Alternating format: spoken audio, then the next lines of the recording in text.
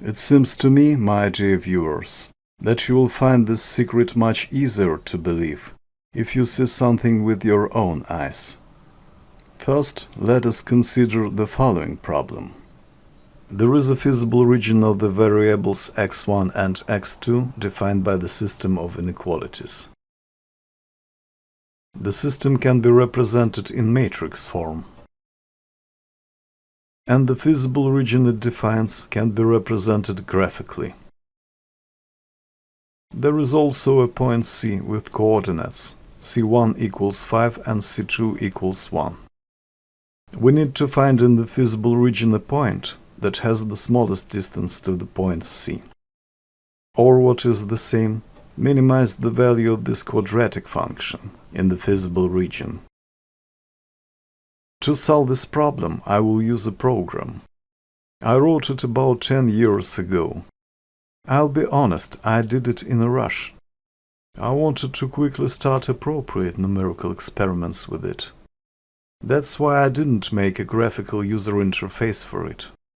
This is just a command line utility. It requires two simple steps to make it work.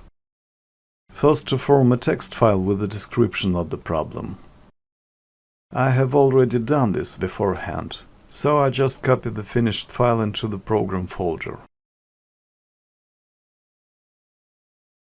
And I give this file the needed name.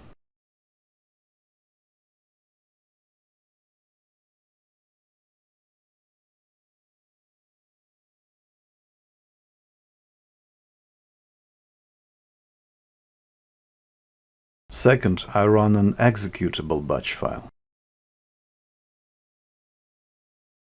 As a result, we get a file with the listing of the solution. Let's take half a minute to look at its contents. Don't be embarrassed, my dear viewers, that this file contains text not in English. As I told you in my previous video, I know English a little bit. A very little bit, to be exact. Sincerely hope this problem will disappear in time. However, this is not a problem for us at all, since we will not be interested in the text, but in mathematics only. The first thing we should be interested in is the result.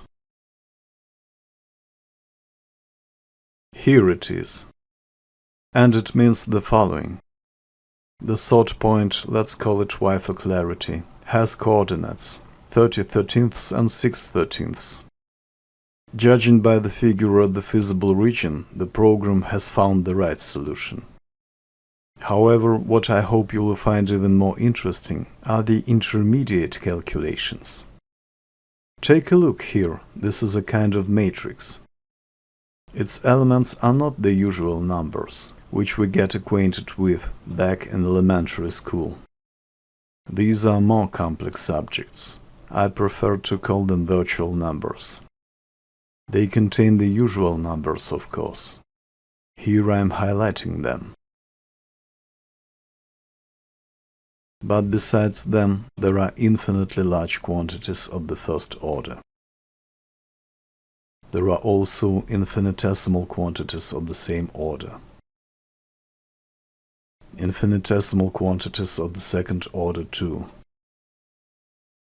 And absolutely uncertain values. Here the word uncertainty is to be taken literally. Any arithmetic operation on an absolutely uncertain value yields an absolutely uncertain value. Except, of course, the operation of multiplication by zero. Against the background of all this exoticism, the most usual number 1 has to be denoted in a special unusual way. In the final solution, all virtual elements, like infinities and uncertainties, self-liquidate. Only the regular numbers remain. The presence of infinities in the solution, it can still happen, means that the problem simply has no solution. This program can solve more complicated problems. And not only of quadratic programming, but also of linear one. As an example, here is the following linear problem. Let's solve it.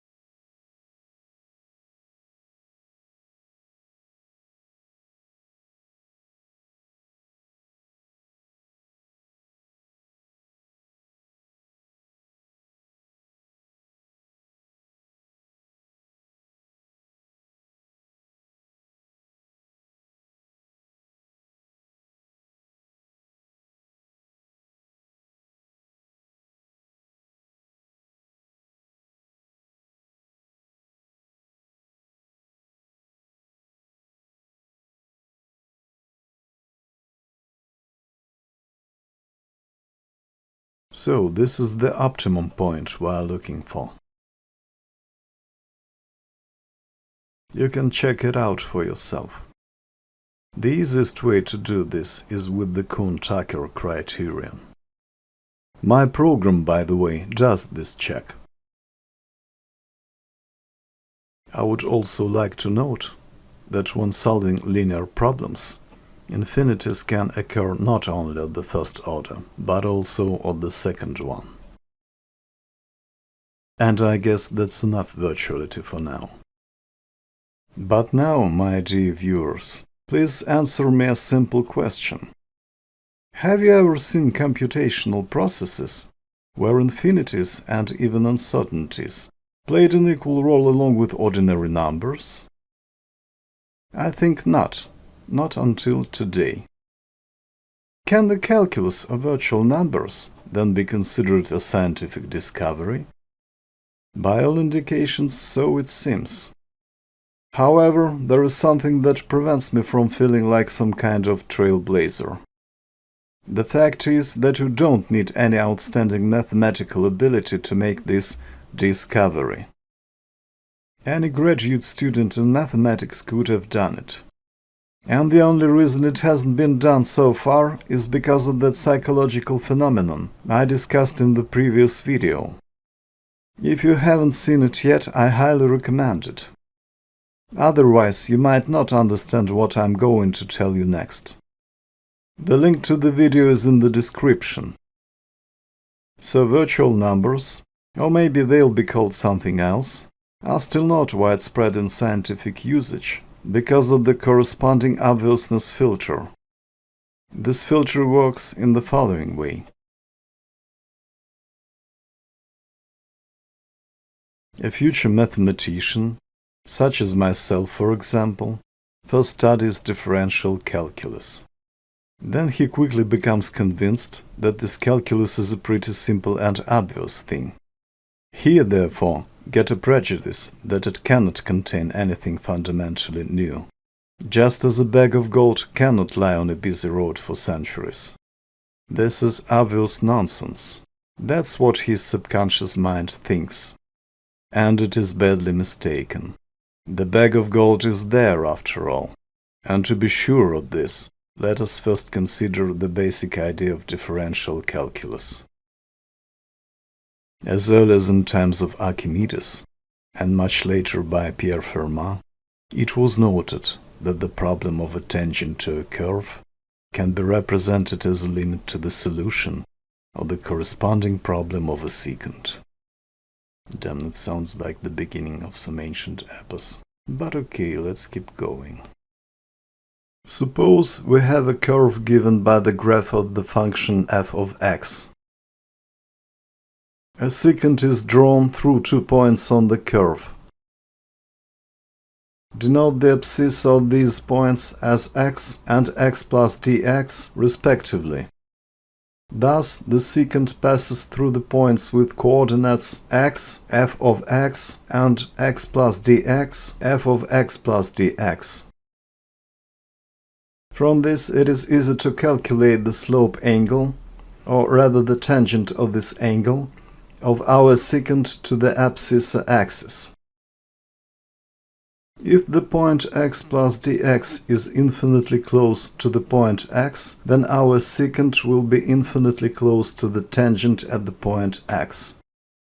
Therefore, the slope of the tangent at the point x can be calculated as the following limit. Actually, the value of this limit is the derivative. Knowing the derivative, it is easy to plot the tangent. To do this, we have to draw a line with an appropriate slope angle through the point with coordinates x, f of x. So how do we calculate the derivative? The process of calculating any function, no matter how complex it is, can be reduced to a series of elementary operations, such as addition, multiplication, division, calculation of the values of some elementary functions, etc. Each such operation can be matched with a certain differentiation rule. They are all relatively easy to deduce from the limit that determines the value of the derivative. Thus, differential calculus allows us to transform the algorithm for calculating a function into an algorithm for calculating its derivative. This is the basic essence of differential calculus. A very simple idea from which it is seemingly impossible to extract something fundamentally new. Well, let's examine this issue more closely. Suppose we have some problem A. Its condition is given not by a single parameter x, but by the whole set of parameters. The algorithm for solving the problem A is not known. Not yet. We also have another problem B. Its condition is set by twice the number of parameters. These parameters can be distributed over two sets of equal size. If x is not equal to y, then the algorithm for solving the problem B is known. It is also known that if y tends to x, then the solution of the problem B of x and y tends to the solution of the problem A of x. Is it possible to use this information to solve the problem A, although the algorithm for solving it is not yet known? Turns out yes, it is. We can do this by analogy with the secant and tangent problems. We have to take x plus dx instead of y, and during the running of the algorithm for solving the problem B, operate not with ordinary numbers, but with virtual ones. Thus, the algorithm for solving the problem B is transformed into an algorithm for solving the problem A. And now, my dear viewers, I hope you can see the bag of gold on the road. Because there are actually a lot of problems that relate to each other as the problem A and the problem B. And some among them have not been studied at all. So there are still unplowed fields in which quite possible to grow successful scientific careers. Calculus of virtual numbers can be useful not only as a tool for transforming some computational algorithms into others, but also as a means of solving a fairly wide range of theoretical physics problems. First of all, this applies to perturbation theory and approximate models with small parameters. In this connection, I cannot refrain from telling one scientific story. As is known, Einstein spent the last 20 years of his life working at Princeton. But what he was doing there is known only to specialists. According to most of them, he was doing bullshit. In particular, he developed unified equations for electromagnetism and gravitation. Modern scientists believe that such a problem is not only unsolvable, but does not even make physical sense. I've always been confused by this assessment, because Einstein was a genius, and a genius, by definition, cannot do knowing bullshit. As I found out much later, Einstein's last problem still makes physical sense, and is exactly solvable. But these unified equations are written by means of the calculus of virtual numbers, of which Einstein knew nothing. In addition, several obviousness filters prevented him from achieving success. One of them is far more insidious than the one I've just told you about.